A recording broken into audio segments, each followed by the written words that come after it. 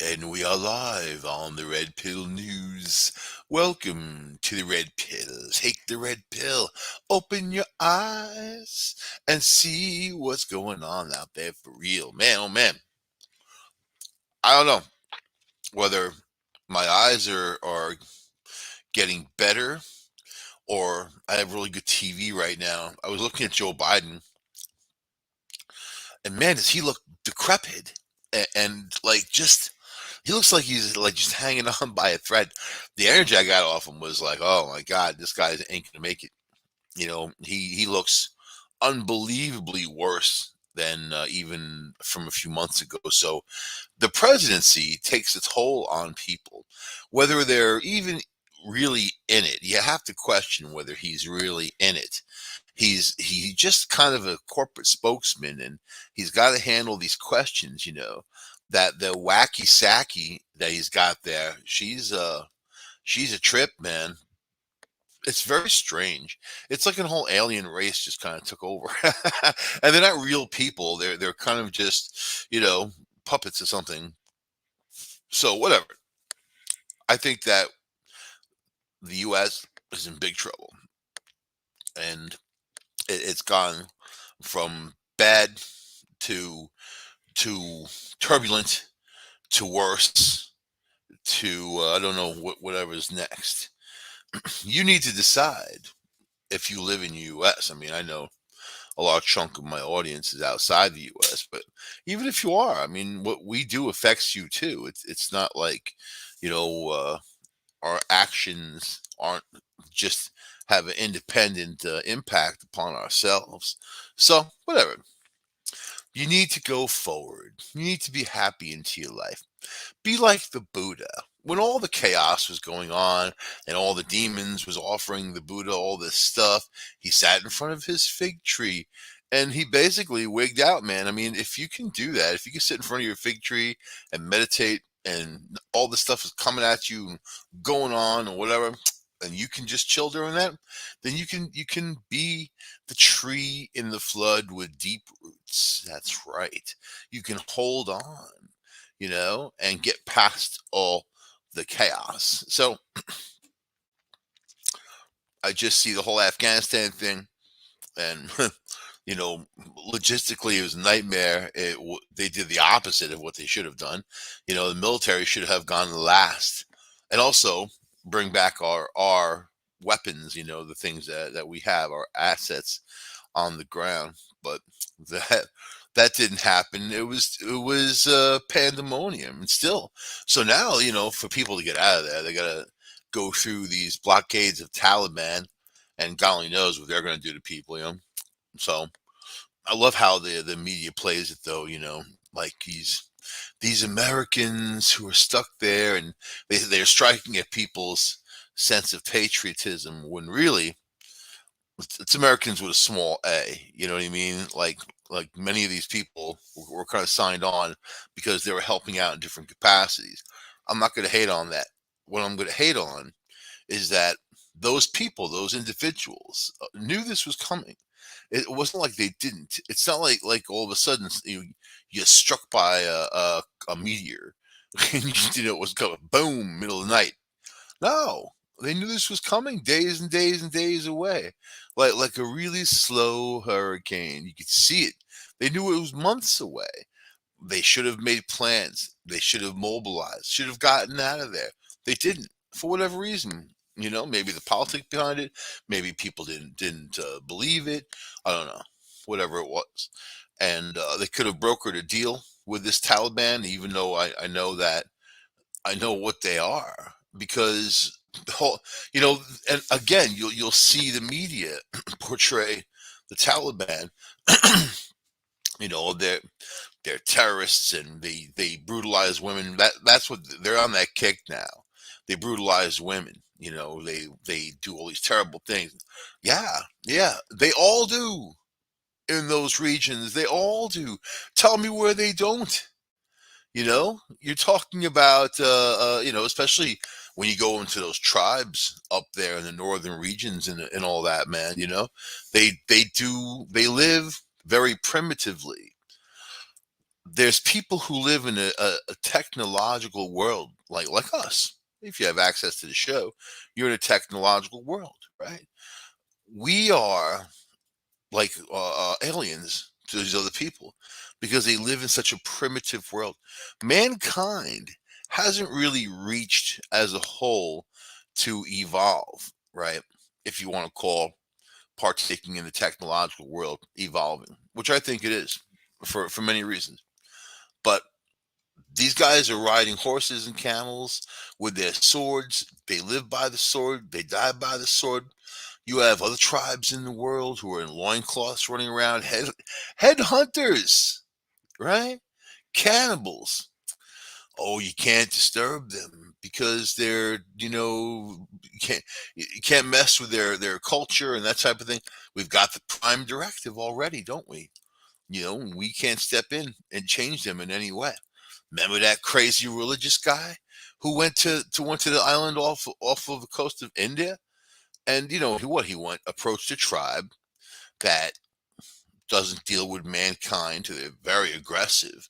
If you even go near there in a boat, they're like out there threatening you with their arrows. This guy went there to push Jesus on him. You know what that got him? He was a Happy Meal that night. You know what I'm saying? And then people are appalled and outraged. Oh my God, we can't believe it. Believe it. Why can't you believe it? Why can't people believe it? Why are you shocked when the obvious thing happens? Is that just stupidity, deluded, ignorance? I don't know. I don't know. I know that COVID-19 is raging. You still have the group of people out there. I don't believe it. I'm not getting vaccinated. So I use the mask as an intelligence test. If I see people not wearing it, I already know what I'm dealing with. The same for the vaccination. If you tell me that, you don't believe in the vaccination, you don't believe in all this, yeah, all right. You don't have to say anymore. I don't have to convince you, and you don't have to convince me of anything. But that's what people try to do. That we live in a world of fake outrage, and then inside of that, people need to convince each other of stuff. I don't like your views, so I'm going to convince you that you're wrong. Piss off, man. What do you care about my views? You know, were you on different army? Is it were we fighting a war? The hell do you care? I'm an American. I have my views. I'm a citizen of the earth. I have my views. I'm a person of the universe. I have my views, and they are what they are. Just like you, just like anybody out there. You're not wrong for your views. Maybe if you're full of hate or something like that, or if you've got something going on that will damage you, that's different.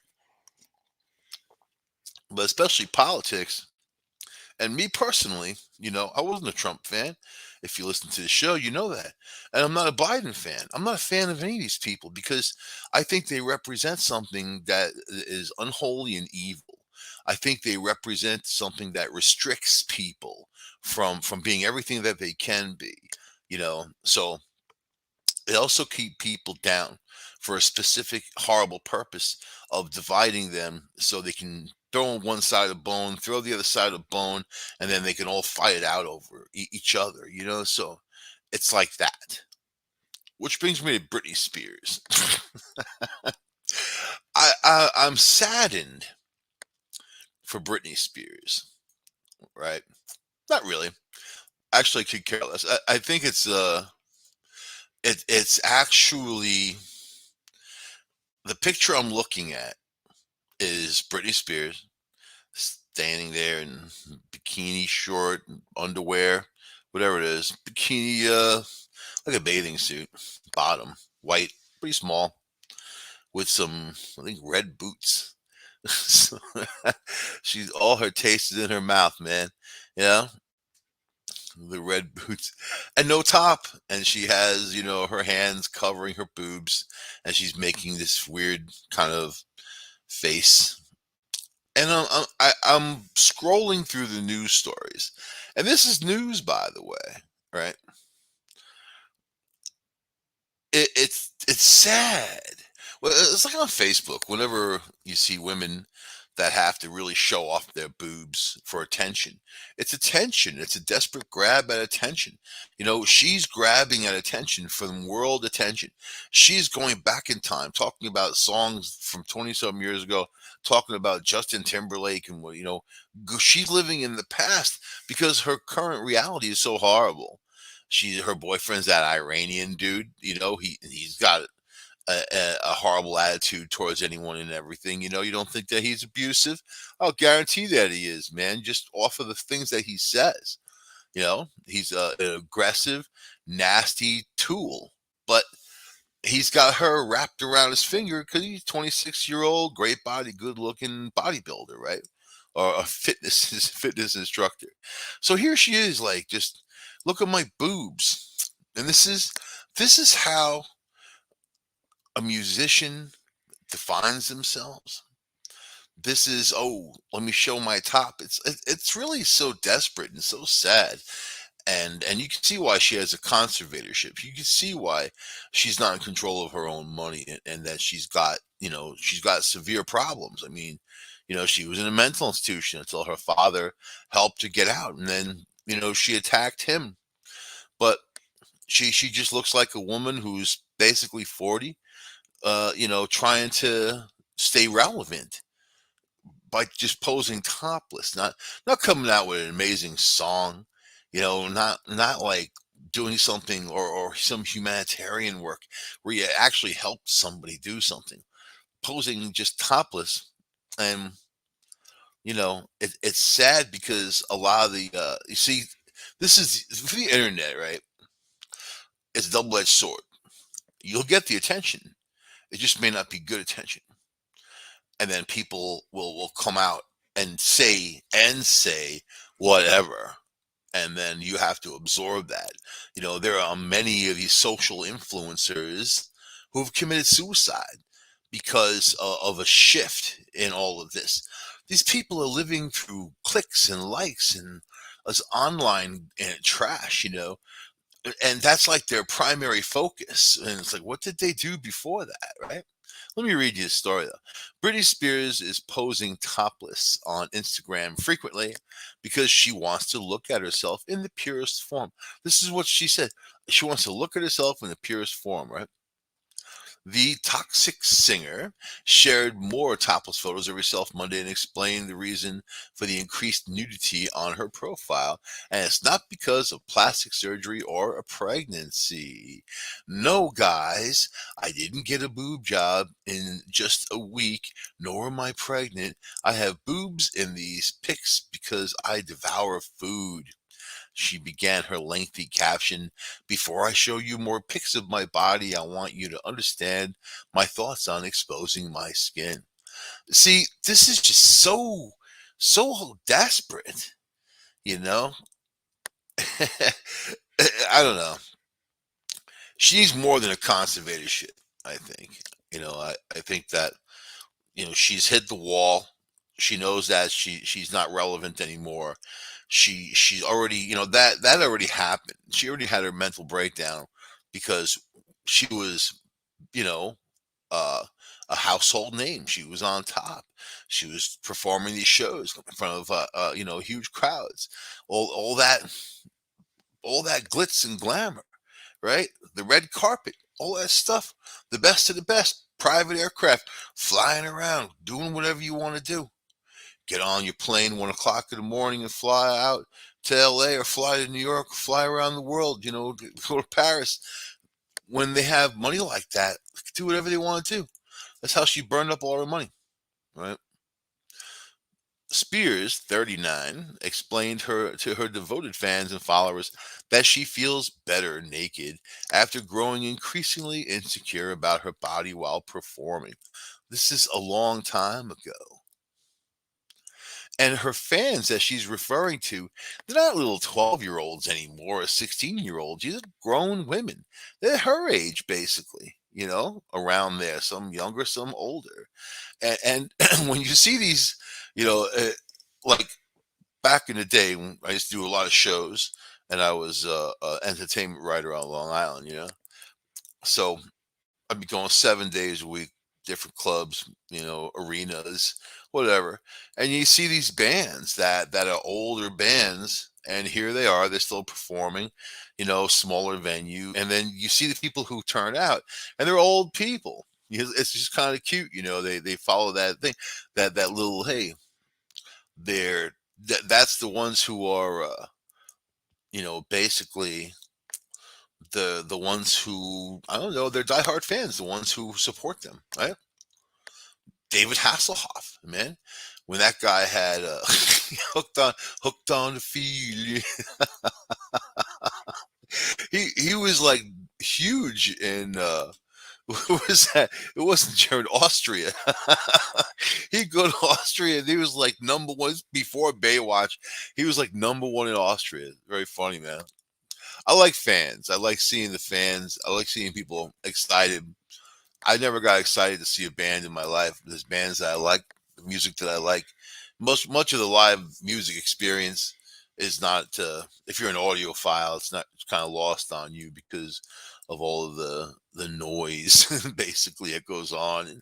But it's more about the being there for people. They're all happy. They're like, yeah, it's like that. It's fun, especially a little bit of alcohol. It goes a long way. It can be fun anyway. So Brittany says, I mean, I don't want anybody to see the big dimple on my ass, but I feel like performing made me too self-conscious about my body, and that's not attractive, she explained, adding that I guess adding that being naked makes her feel lighter after living with the weight of world on her shoulders.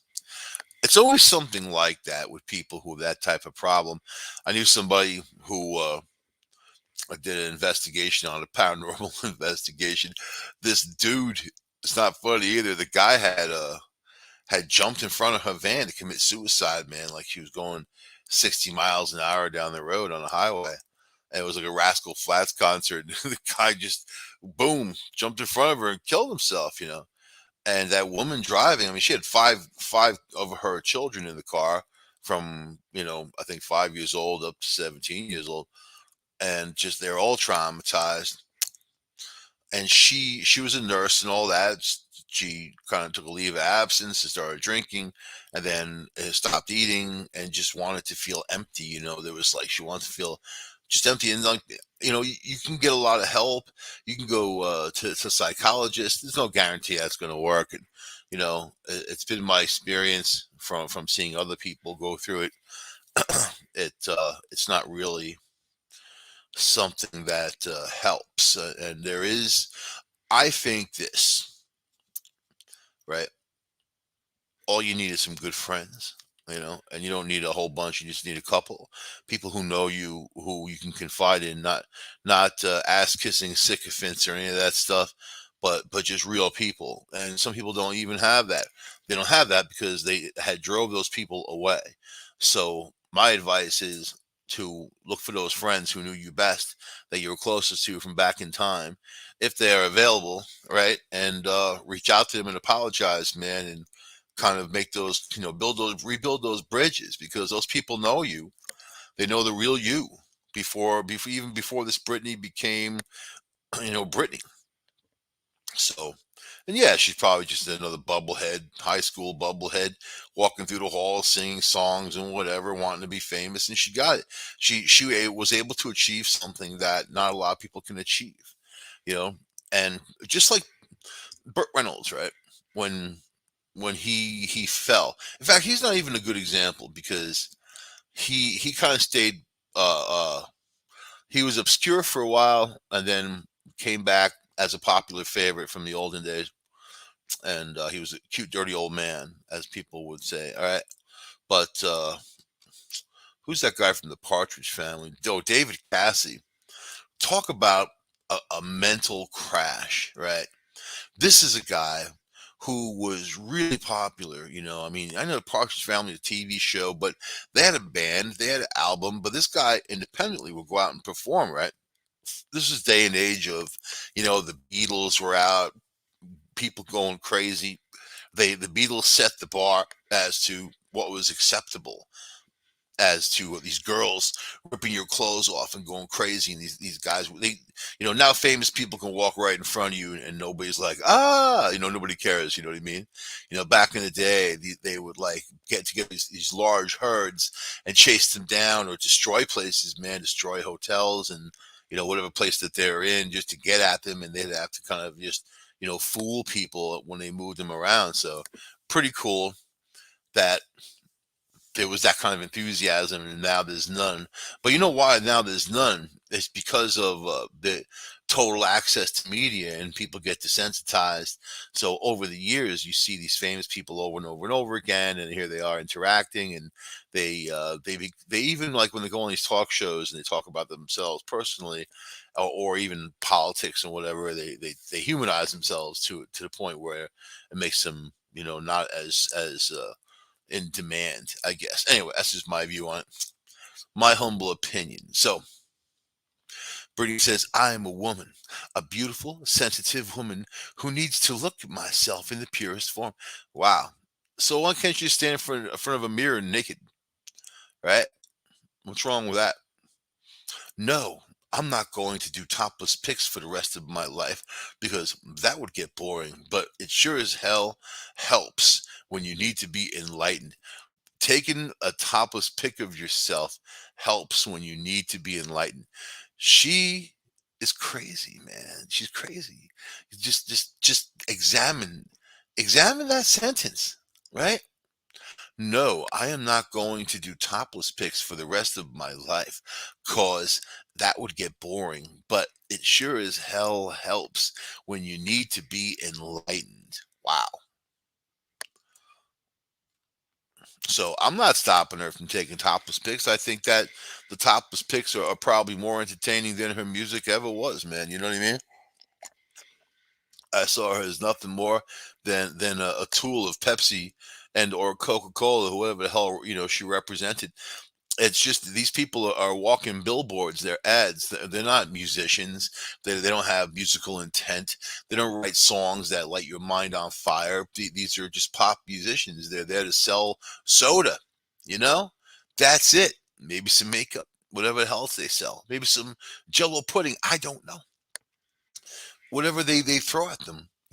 I was watching Rapino, and we're going to be talking about her in a minute. The soccer player, right? And of course, the USA, I don't know. They did terrible. They didn't win. They were really embarrassed themselves in front of the world and how they played. These are the same people who are demanding a pay raise or whatever. I'm not opposed to any of that. I mean, if they work hard and they get the draw, I think that they should get what they deserve.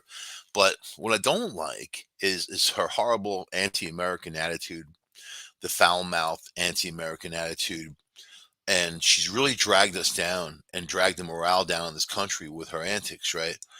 So, and it's also funny to see her take a knee because, Colin Kaepernick took a knee.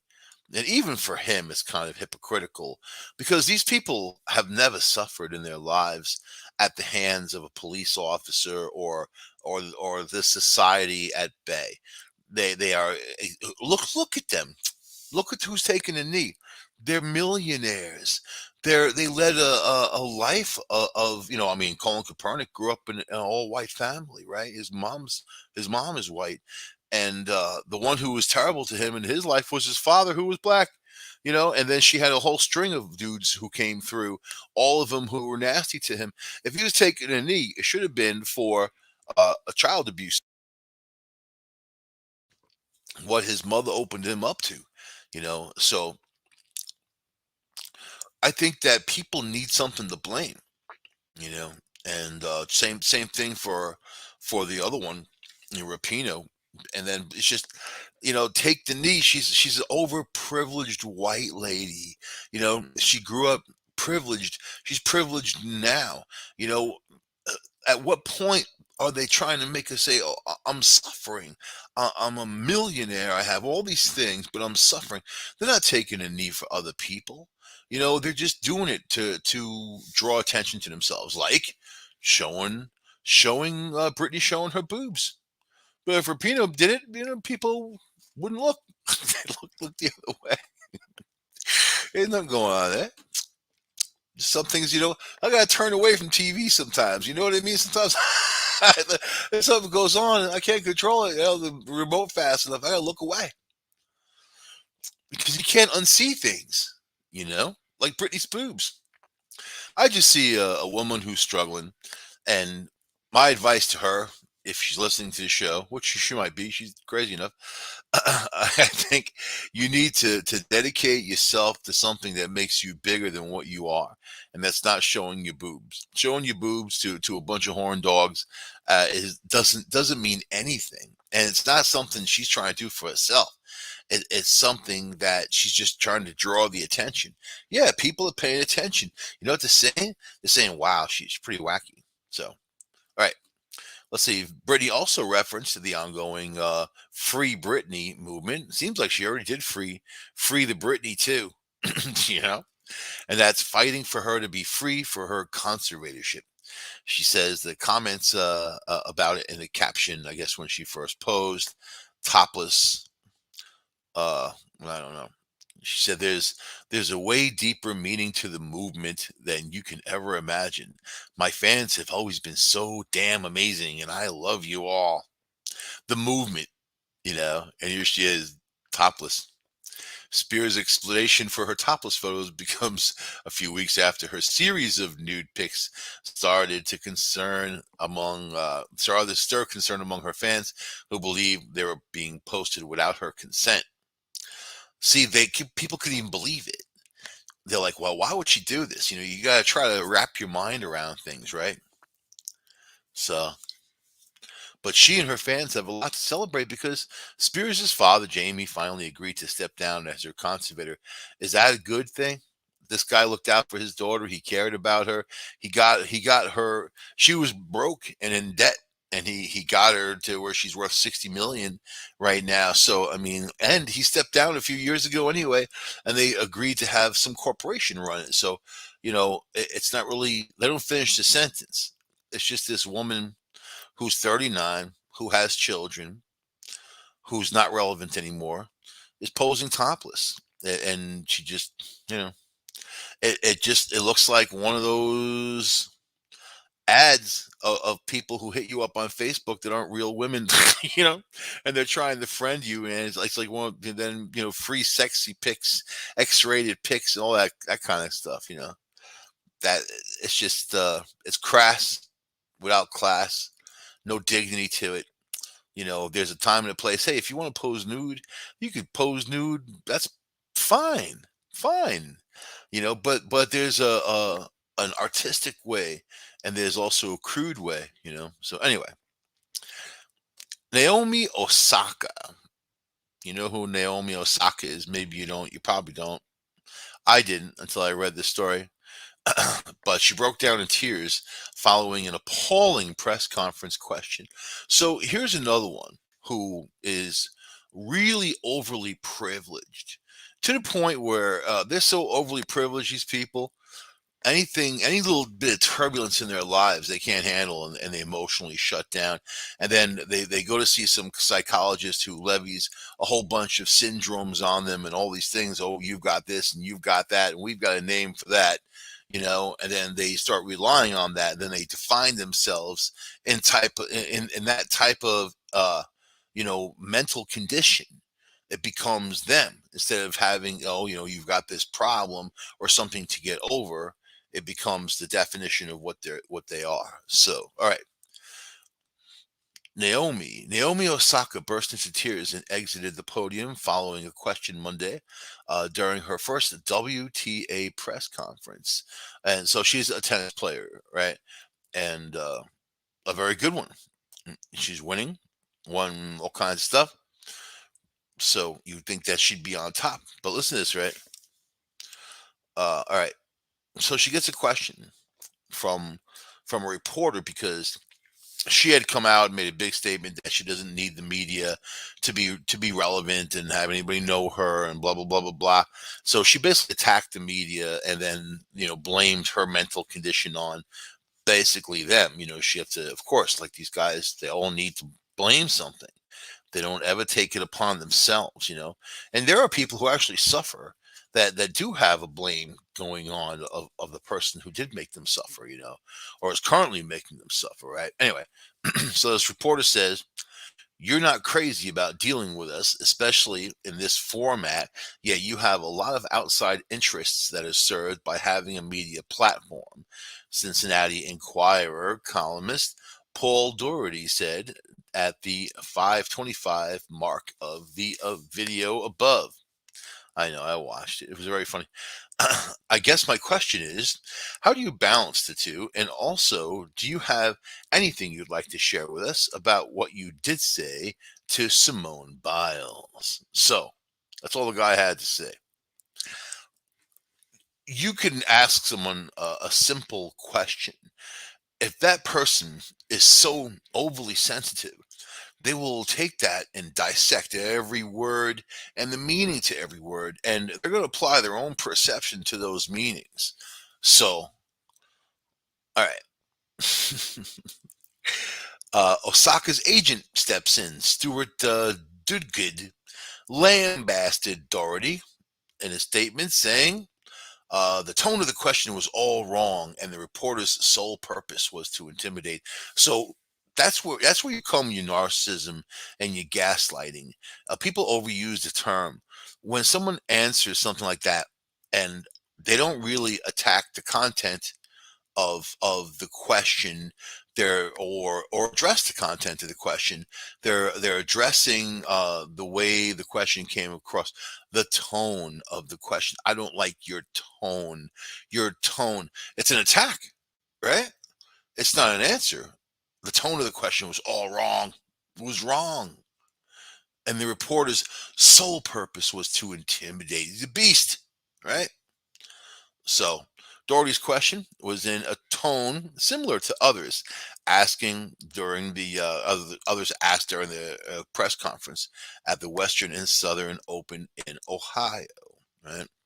News conferences have been a hot button issue for Osaka, who feels there are better ways for her to communicate with the public than sitting in a podium before or right after matches. She doesn't want to do it. She thinks that's a waste of her time, and she's required to sit and talk to reporters.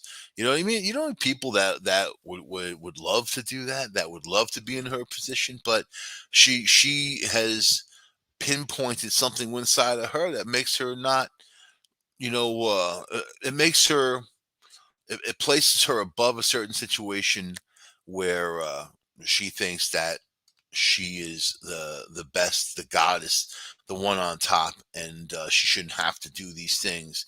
And then it's these people that are ruining her life with their questions or whatever, right? Or just listen to this. Osaka, the number two women's tennis player in the WTO rankings, withdrew from the French Open after being fined $15,000 for skipping news conferences, which she said were not conducive to her mental health.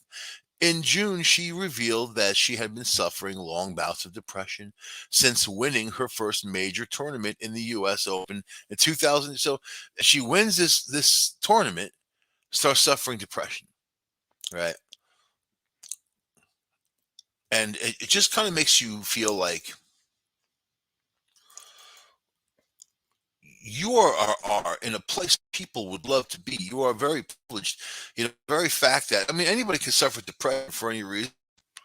She doesn't suffer depression because her mom died. She doesn't suffer depression because she can't meet her bills, or because someone's going to shut the power off on her. She's suffering depression because she won, which just goes to show you the frame of mind. On Monday, she responded to Doherty by asking what he meant by crazy about dealing with us. So she's dissecting his sins. You're not crazy about dealing with us. And what was the crazy about dealing? She's not addressing what he said. She's addressing she's dissecting sentences like just like her agent did, and is on the attack. What do you mean by crazy? I would have stood up and be like, okay, Fruit Loops, answer these questions. You're good at playing tennis. Can you answer a goddamn question?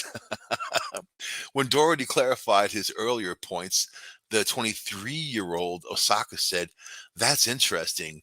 I would say the occasion, like when do the press conference is what I feel most difficult. But sorry, I'm thinking. That doesn't even, so that sentence is just like I read it exactly how it was written.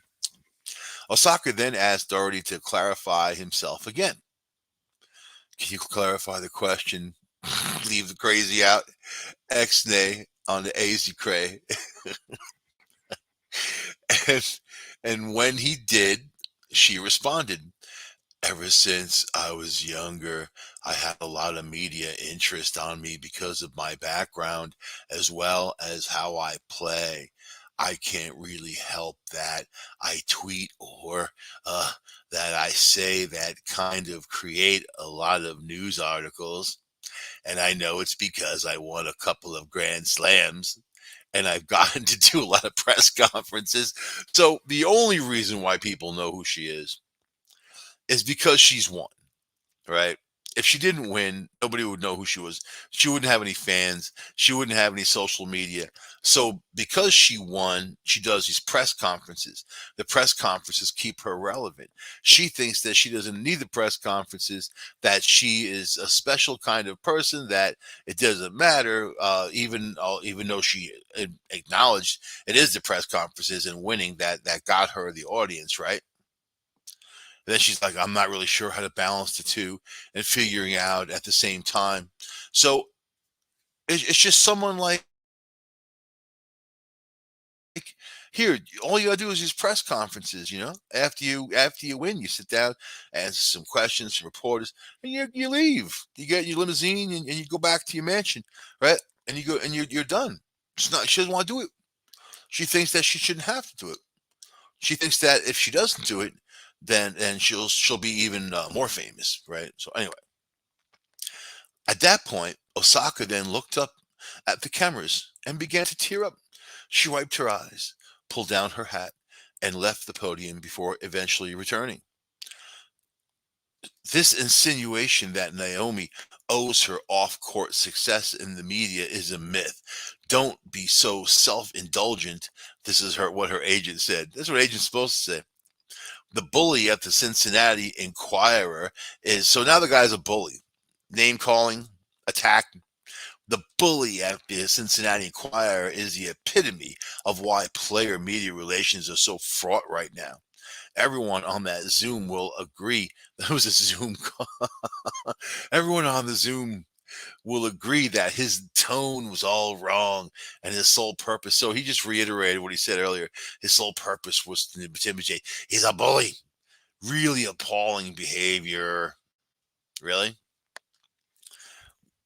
The guy didn't even ask a hard question. He asked a question about her lackluster of dealing with the media and how she thinks that she is has the name that she has and has the presence that she has because she didn't need the media, but it is because of the media. This whole thing had nothing to do with her playing tennis, by the way. Had nothing to do with anything. It had to do with the drama around here. That's a lot of women, I gotta say, man. You know what I mean? I mean, men like their drama too, but damn. Doherty, who is also on Twitter, lists himself as a columnist for the Inquirer since 1994, has not publicly responded to Dugard's comments. Osaka took a break from major tennis events before returning to complete the summer for Japan. So she's coming back. She's playing. She's still playing. She knows in the back of her mind what she needs to do. She needs to play and win to stay relevant. She needs to talk to those reporters. But the princess in her brain tells her that she's too good for it, and she blames it on her depression. Really? She'll be really depressed, like Brittany. She'll be showing her boobs on Twitter when when no one likes her anymore. It's gonna be like that. So I don't know. It's just very. It's like these Olympic athletes, man. I really only have about 9 minutes. Good. I really I, I just see an overprivileged crowd of people, and yeah, once in a while, some of them are from the bad neighborhoods or whatever, and they work their way through. That's cool, but most of them are just really overprivileged athletes. Their whole life has been geared towards that thing. Then they get to the moment and fail. Talk about a torrid situation, man. Training your whole life to get to a certain point and fail. Ugh. But I guess it's all in the game and good spirits. No one likes the Olympics anymore. The Olympics have been on a 30-year decline in their audience, scraping the bottom of the barrel. Nobody talks about it other than say negative things. So that's what the Olympics has become, you know. But this is a girl who used to be on the U.S. team, and she left the team because of some like she was like beating up people outside in the world. These soccer players are tough, man. You know what I mean? They'll kick your butt.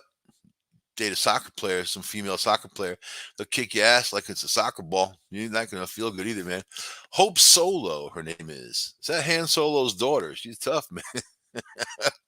Accuses Megan Rapinoe of bullying the USWNT into kneeling for the anthem. So the whole thing, when a lot of them were still standing, a few of them kneeled with Rapinoe. Rapinoe, of course, is the outspoken, foul-mouthed, anti-American woman who's got the purple hair, whatever. And you see her in the Subway commercials now, which makes me laugh because Subway, who was trying to clean up their image because they had a child molester as their spokesman for quite some time, you know, and he went to prison. They tried to distance themselves. They hire these athletes. I always know it's when the Olympics is around because the commercials feature people I've never seen before, and they look very fit and muscular. And I'm like, they must be Olympian athletes. Look at them. It's like that dude, even that dude Jake from State Farm, right? This is like one of the most racist things I've ever seen in my life, a corporation do. The original Jake from State Farm was just some dippy white dude who was in a cubicle, and the original commercial was a guy talking to him 3 o'clock in the morning. His wife comes down, catches him talking, saying these weird things, and she's like, "Who are you talking to?" And the guy's like, "Jake from State Farm," and she grabs the phone. She's like, "Who is this?" And he's like, "This is Jake from State Farm." And she's like, "What are you wearing?" He's like, khakis. It went from that to this dude who was a football player, He's also Jake from State Farm, this light skinned black dude, all buffed up. And every interaction he has in these commercials now is basically these women who are giving him free stuff, like stealing things from their businesses and giving it to him because, State Farm gave them such a great deal, that kind of crap, right? What offends me is they went from dippy white dude Jake to this muscled up light skinned black dude. What's wrong with putting a dark skinned black dude named Jamal from State Farm, right? I mean, so this is what gets me about these companies. They're so racist, and their approach is racist, and they're trying to hook people in. Look, we're featuring this black guy now, whatever. No. I want to see real people on there. If I'm going to watch a commercial, I want to see real people. I don't want to see people who are these fake asses, Or they always paint everybody as wealthy too in commercials, right? Meanwhile, the actual person out there who's going to buy the product is just some normal old person, right? So whatever. But this is about Megan Rapinoe and why I'll never go to Subway. Not because of her. I can't stand Subway anyway, but they're in a war about their tuna fish. But now they got Rapinoe, so Hope Solo is no longer a member of the U.S. team, but she doesn't appear to be thrilled for the way things have operated over the past few years. In particular, she said she's taken issue with Megan Rapinoe's political activism, saying that the star player bullied her teammates into kneeling for the national anthem before games. Of course, because she's taken on the role of this controlling person, and then all these people actually have weak minds, and then they were able to easily be manipulated to doing that, right? Which brought shame to our country. It really, to me, it does. They are there representing the United States, not the politicians, not this other crap, but the people. The people, the people. Think about that. I think the rhetoric surrounding this team has been both divisive and inclusive. I guess it's kind of where we are in politics these days, Solo said, with her partner next to her, Chewbacca. I think the kneeling can be very divisive. I've seen Megan Rapinoe bully players into kneeling because she really wants to stand up for something in her particular way. Yeah, her particular way. Rapinoe, but she's notice in the Subway commercial, she's not kneeling. She's jumping through all these fire hoops, advertising their sandwiches, telling people to eat her tuna fish. Right in the Subway commercials, she's not taking a knee. She's not saying, "Oh, Subway, F America, F Subway," and take a knee. No, you know why? Because they won't pay her if she does that. It won't make the air. They'll kick her purple head ass out of the door, and then that'll be it. You know. But she can behave herself long enough to be in Subway commercials and represent an organization like Subway. You know what? They're not the loving, giving, caring organization. They are what they are. So whatever, man. These people are a bunch of hypocrites. Rapino and several of her USWNT teammates have made a habit of kneeling before games and have been highly outspoken on a number of issues, including equal pay in sports. However, not every player has kneeled. So, and there has been no reports of any backlash for players who didn't kneel. But ugh, look at this Rapino, man. She's got like an internal hate issues, man. Something going on. When someone is full of that much hate, there's something going on, man. I mean, granted, people have suffered all throughout the world, all throughout mankind, in the span of man. You're going to find people that suffer, but there's a way of getting people on your side for your opinions and not dividing people against one another. So Solo has not been a member of the team since 2016. That's probably why they lost. But she and Rapino were teammates for 10 years, beginning in 2006, winning a World Cup, and two Olympic gold medals together. Really, they don't have a lot of accomplishments for all the crap that they talk. Solo ended up retiring after a number of off-field incidents with Darth Vader. I mean, and it put a stain on her reputation.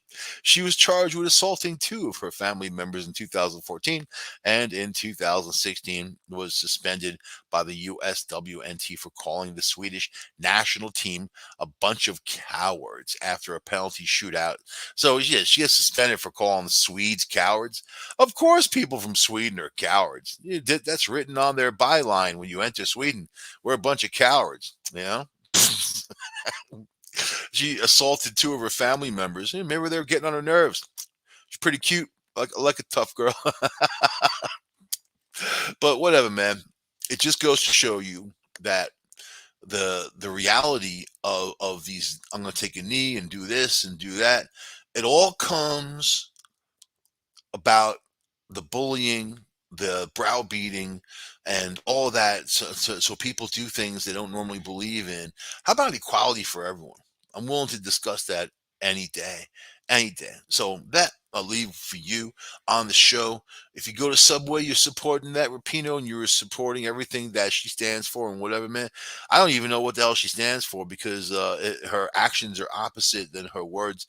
So if you're going to be real, be real. And if you're going to stand for something, don't take the knee and kneel down. Stand up. Stand up. Stand for something, and make a difference. Go out there and dedicate your time.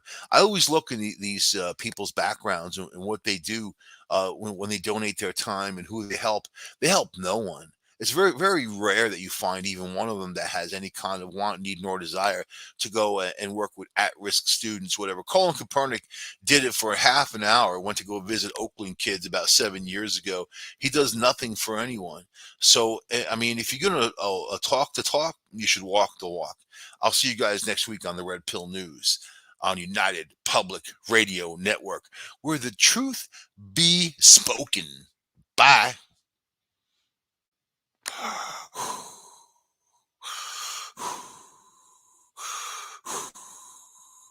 No, I am your